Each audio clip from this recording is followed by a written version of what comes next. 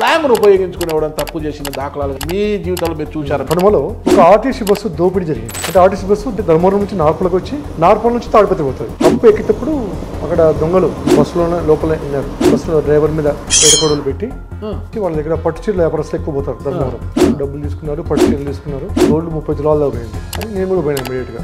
వ్యక్తి కోబలి అని చెప్పి ఏడకొడలు పైకి ఎత్తినాడు సార్. అదొక్కటే మాకు గుర్తు సార్, అంతే ఏం లేదు సార్.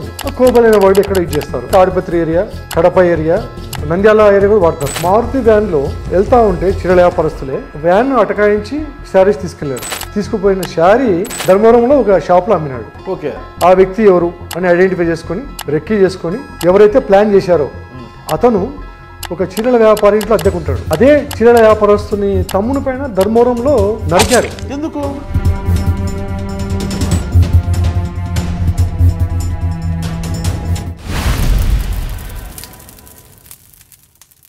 మన దేశంలో ఇటీవల జరిపిన అధ్యయనాల ప్రకారము 60 ఏళ్ల పైబడిన వారంతా కూడా మోకాళ్ళ నొప్పులతో బాధపడుతున్నారు. మోకాళ్ళ చిప్పలు అరిగిపోయి శస్త్రచికిత్సలకు వెళ్తున్నారు. అలా శస్త్రచికిత్సకు వెళ్లే వారికి ఎపియాన్ పెయిన్ క్లినిక్ ఒక శుభవార్త అందించింది. ప్లాస్మా థెరపీ ద్వారా ఈ సమస్యకు చెక్ పెడుతోంది. ఈ సమస్యతో బాధపడేవారు కింద కనిపిస్తున్న నంబర్ కు ఫోన్ చేయండి, చికిత్స చేయించుకోండి. Welcome to Suman TV. నేను మీ నాగరాజ్ బైశెట్టిని. కొన్ని ప్రాంతాల్లో కొన్ని వాడుక భాషలు డీకోడింగ్ అంటుంటారు కదా, ఇలాంటి కోడింగ్ భాషలను వాడు కూడా తప్పు చేసేవారు, దొంగతనాలు చేసేవారు, దారిదోపిడీలు చేసేవారు ఉంటారనమాట.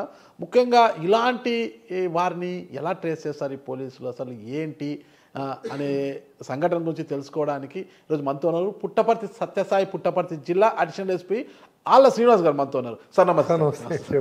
సార్ బాగున్నారు కదా? Fine sir, thank you. తప్పు చేయాలనుకునేవాడు తనకు అంది వచ్చిన ప్రతి అంశాన్ని కూడా తనకు అనుకూలంగా మలుచుకొని తప్పు చేస్తూ పోతుంటాడు సార్. అంటే కొన్ని ప్రాంతాల్లో కొన్ని డీకోడింగ్లు, కొన్ని వాడుక భాషలు, కొన్ని పదాలను ఉపయోగించుకొని తప్పులు చేయడము ఏదో ఒక విధంగా చేస్తుంటాడు సార్. అలాంటి కేసు ఎక్కడైనా మీకు ఎప్పుడైనా తగిలిందా? ఏదైనా చిన్న వాడుక భాషను ఉపయోగించి దాని ద్వారా అంటే డీకోడింగ్ స్లాంగ్, డిఫరెంట్ స్లాంగ్, రాయలసీమలో ఒక స్లాంగ్ ఉంటుంది, ఉత్తరాంధ్రలో ఒక స్లాంగ్ ఉంటుంది, ఆంధ్రాలో ఇట్లా ఉంటుంది కదా, అట్లా ఆ స్లాంగ్ను ఉపయోగించుకునేవాడు తప్పు చేసిన దాఖలాలు కానీ ఏదైనా మీ జీవితంలో మీరు చూశారా మీ జర్నీలో?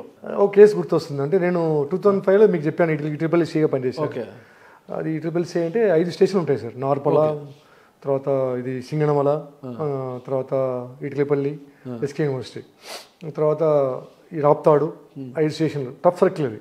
ఫ్యాక్షన్ ఉంది, క్రైమ్ ఉంది, స్టూడెంట్స్, ప్రాపర్టీ అఫెన్స్ అన్నీ ఉంటాయి. దీంట్లో ఏమైందంటే ఇప్పుడు మన ముచ్చుకోట ఫారెస్ట్ కనుమ ఉంది కదా, అవును, అప్పుడు ఈ నాయనపల్లి క్రాస్ నుంచి మనం తాడిపత్రి పోవాలంటే ముచ్చుకోట కనుమ అంటుంటుంది. ఇప్పుడు అంటే అది వైడన్ చేసి బాగా ఫ్రీ అయిపోయింది. అప్పుడు కనుమ అంటే ఆ కనుమలో దొంగతనాలు ఎక్కువయ్యేటి. ఓకే, ముచ్చుకోట కనుమ. మేము హైవే పెట్రోలింగ్ కూడా వేసేవాళ్ళం. Nayanapalli cross to Tadipatri, Tadipatri to Nayanapalli cross, అంటే పోలీస్ పరంగా నైట్ దొంగతనాలు జరగకుండా. అటువంటి సమయంలో నేను ట్రిపుల్ సి ఉన్నప్పుడు ఈ ముచ్చుకోట ఫారెస్ట్లో అదే కనుమలో ఒక ఆర్టీసీ బస్సు దోపిడీ జరిగింది. అంటే అర్ధరాత్రి దాదాపు ఆర్టీసీ బస్సు ధర్మవరం నుంచి నార్పలకు వచ్చి నార్పల నుంచి తాడిపత్రి పోతుంది. తాడిపత్రి పోయే ఎన్ రూట్లో ముచ్చుకోట కనుమ వస్తుంది. ముచ్చుకోట కనుమ, ఆ ముచ్చుకోట కనుమ మధ్యలో హప్పు ఎక్కేటప్పుడు అక్కడ దొంగలు బస్సులోనే లోపల ఉన్నారు. ఉండేసి బస్సులో డ్రైవర్ మీద వేటకొడలు పెట్టి వాళ్ళని దబాయించి దాదాపు బస్సులో బెదిరించారు. వేటకొడ వాళ్ళు కొత్త వ్యక్తులు, వాళ్ళు ఎప్పుడు చూడలే వాళ్ళని. బస్సును అడ్డుకున్నారు. ఫస్ట్ బస్సులో కూర్చున్నారు, ప్యాసింజర్స్ కూర్చొని కనుమ దగ్గరకు వచ్చిన తర్వాత బెదిరించారు. బస్సు డ్రైవర్ దగ్గర పోయి ఒకటి ఆపించాడు. మిగతా ప్యాసింజర్ దగ్గర డివైడ్ అయిపోయారు. వాళ్ళని బెదిరించి వాళ్ళ దగ్గర పట్టు చీరల వ్యాపారస్తులు ఎక్కువ పోతారు ధర్మవరం. వాళ్ళ దగ్గర డబ్బులు ఉంటాయి. డబ్బులు తీసుకున్నారు, పట్టు చీరలు తీసుకున్నారు, బెదిరించి క్యాష్ దాదాపు గోల్డ్ 30 తులాల్లో పోయింది. గోల్డ్, పట్టు చీరలు కొన్ని పోయినాయి, అన్నీ తీసుకున్నారు. తీసుకున్న తర్వాత మళ్ళీ ఇంకా వదిలిపెట్టి వెళ్ళిపోయారు. అప్పుడు నార్పల స్టేషన్కి వచ్చి కంప్లైంట్ ఇచ్చారు ఆర్టీసీ డ్రైవరు. నాకు ఇమ్మీడియట్గా ఎస్ఐ ఫోన్ చేసి చెప్పాడు. చెప్తే ఇంకా అది బస్సు డెకైట్ కదా, గ్రేవ్ అఫెన్స్, అది దారిదోపిడి, ప్యాసింజర్స్కు దెబ్బలు తగిలినాయి, చిన్న దెబ్బలు తగిలినాయి అని నేను కూడా పోయినా. ఇమీడియట్గా పోయి నేరస్థాలకు పోయి చూసినాం. ఎక్కడ క్లూస్ ఏం లేవు, ఎవరు గుర్తుపట్టలే. కంప్లైంట్ తీసుకొని ఎఫ్ఐఆర్ చేసి ఇంకా దర్యాప్తు చేసినాం సార్. అంటే మామూలుగా ఏం చేస్తాం, దొంగతనం, దారిదోపిడి, బస్ డెకైట్ చేసే వాళ్ళు పాత లిస్ట్ ఉంటుంది మన దగ్గర. కరెక్ట్, అవన్నీ వెరిఫై చేసినాం. ఇన్వెస్టిగేషన్లో ఎక్కడ క్లూ లేదు. ఆ బస్సులో ఉన్న వాళ్ళందరినీ విచారించినాం. మీకేమన్నా అనుమానం ఉంది ఎవరిపైన, ఏమన్నా వాళ్ళు ఏం మాట్లాడినారు అది ఇది అని చెప్పేసి. అంటే ఒక అతను సార్ కోబలి అనే వర్డ్ వాడినాడు సార్. కోబలి. ఎస్, ఒక వ్యక్తి కోబలి అని చెప్పి వేటకూడదు పైకి ఎత్తినాడు సార్. అదొక్కటి మాకు గుర్తు సార్, ఇంకంతే ఇంకేం లేదు సార్ అని చెప్పినాడు. ఒక 5 మందిలో 2-3 వాడినాడు సార్ ఆ వర్డ్. ఇంకంతకంటే మాకేం తెలియదు సార్, ఎప్పుడు చూడలేవాళ్ళం మేము, ఎక్కడ చూడలేదు. పొడవలు ఎత్తేప్పుడు మనం బలిస్తేప్పుడు కోబలి అంటాం కదా, అట్లా అన్నారు అనమాట. అంటే భయపడడానికి వాళ్ళకు యాక్సిడెంటల్గా వాళ్ళ స్లాంగ్లో వాడే వ్యవహారిక భాషల పదం కోబలి వచ్చేసింది. ఓకే, అంటే చిన్న మిస్టేక్ అనమాట. వాడు నేరస్తుడు అనేవాడు, వాడు ఎంత పడకబద్దిగా ప్లాన్ చేసినా వాడికి తెలియకుండా చిన్న తప్పిదం చేస్తాడు. ఆ తప్పిదాన్ని మనం ఇన్వెస్టిగేషన్లో మనం అనుకూలంగా మార్చుకుంటాం, మీ దర్యాప్తుకు ఉపయోగపడింది. ఎస్, కోబలి అనే వర్డ్ ఎక్కడ యూజ్ చేస్తారు, ఓకే అని అప్పుడు మనం వ్యవహారికంగా స్టేషన్లో మనము ఎక్స్చేంజ్ ఆఫ్ వ్యవహారిక భాష అంటే తాడిపత్రి ఏరియా, తర్వాత కడప ఏరియా, నంద్యాల ఏరియా కూడా వాడతారు, నంద్యాల కర్నూలు కూడా ఎక్కువ వాడతారు కోబలి అని. ఈ సైడ్ అంటే సరే అని అటు సైడ్ మనం ఎవరెవరు ఉన్నారు ఈ టైప్ నేరాలు చేసే వాళ్ళని దాదాపు 6 నెలలు పట్టింది సార్. ఏం క్లూ లేదు దాంట్లో, ఈ కోబలి తప్ప ఇంకేరే వర్డ్ లేదు.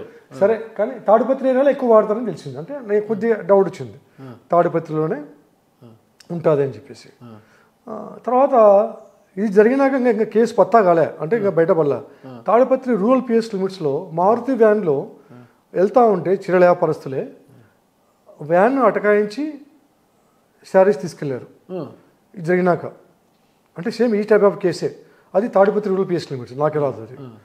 అదే అయింది కేసు. అంటే దాదాపు దానికి సిమిలారిటీస్ ఉన్నాయి, పోలికలు ఉన్నాయి. అంటే సేమ్ బ్యాచ్ ఉండొచ్చు అని ఒక థాట్, అంటే ఒక ఆలోచన. సరే అని దాన్ని కూడా మనం క్లబ్ చేసుకున్నాం, ఆ కేసును కూడా చేసుకొని దర్యాప్తు చేసినాం. చేస్తే మనకు లక్కీగా ఏమైందంటే ఆ కేసులో ఒక తీసుకుపోయిన శారీ దొంగ ఏం చేశాడంటే ఆ దొంగతనాన్ని ప్రేరేపించిన వ్యక్తి ధర్మవరంలో ఒక షాప్లో అమ్మినాడు. ఓకే, మేమంతా చెప్పింటాం అనమాట ధర్మవరంలో ఇట్లా ఉంటాయని చెప్పి కంప్లైంట్ పార్టీ కూడా చెప్పింటివి, మీరు కూడా విచారించండి, ఇట్లా మా సొమ్ములు ఇట్లా పోయినాయని చెప్పేసి, ఇటు మీరు వ్యాపారం చేస్తారని చెప్తే అప్పుడు అతను వాళ్ళు ఇంటి ఇచ్చారు. ఇది ఎవరు ఇక్కడ వచ్చి మాకు సోన్స వ్యక్తి ఇచ్చి అమ్మాలని చూస్తే నేను తీసుకోలేదు అని చెప్పారు. ఆ వ్యక్తి ఎవరు అని ఐడెంటిఫై చేసుకొని రెక్కీ చేసుకొని అతన్ని సింగిల్గా లిఫ్ట్ చేసుకొని మనం విచారించి. ఎక్కడ లిఫ్ట్ చేశారు?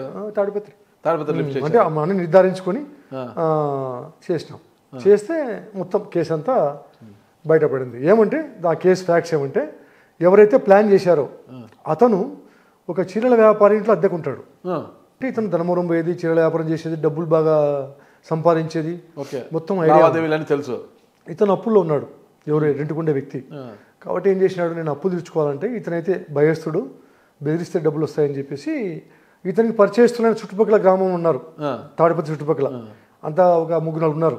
వాళ్ళను ఫ్రెండ్షిప్ చేసుకొని ప్లాన్ చేసుకొని ఇట్లా చేద్దాం, వచ్చిన తర్వాత డబ్బు పంచుకుందాం, నేను రాను సీన్కి ఎందుకంటే నన్ను గుర్తుపడతారు, కాబట్టి మీరు చేయండి నేను ప్లాన్ ఇస్తాను అని. ఆ ప్లాన్ ప్రకారము ఇప్పుడు ఇంట్లో అద్దె ఉన్న వ్యక్తి ధర్మవరం వ్యాపారానికి పోయినప్పుడు వీళ్ళకి ప్లాన్ చెప్పాడు అనమాట.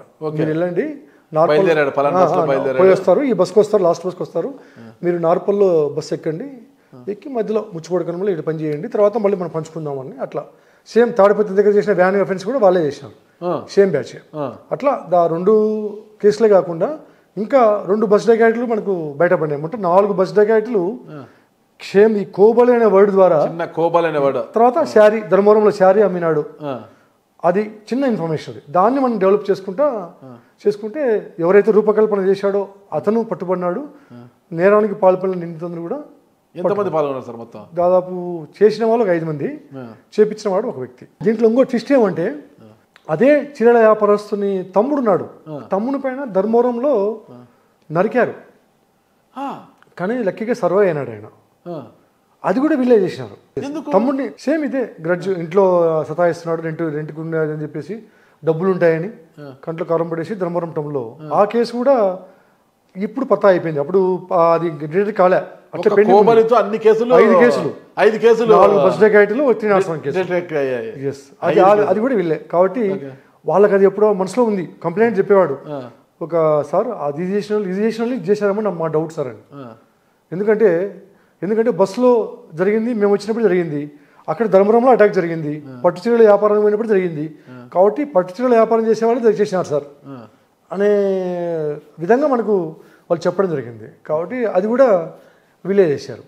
మొత్తం రికవర్ అయింది సార్? మొత్తం రికవర్ అయింది. మళ్ళీ ఎవరి సొమ్ము వాళ్ళకు మనము వాళ్ళ దగ్గర కూడా అన్ని వేట కొడవలని రికవర్ చేసి చట్టపరంగా వాళ్ళంతా కూడా కోర్టు ముందు హాజరుపరచడం జరిగింది. Okay, the great achievement sir. Thank you sir. Thank you sir. Namaste. Thank you.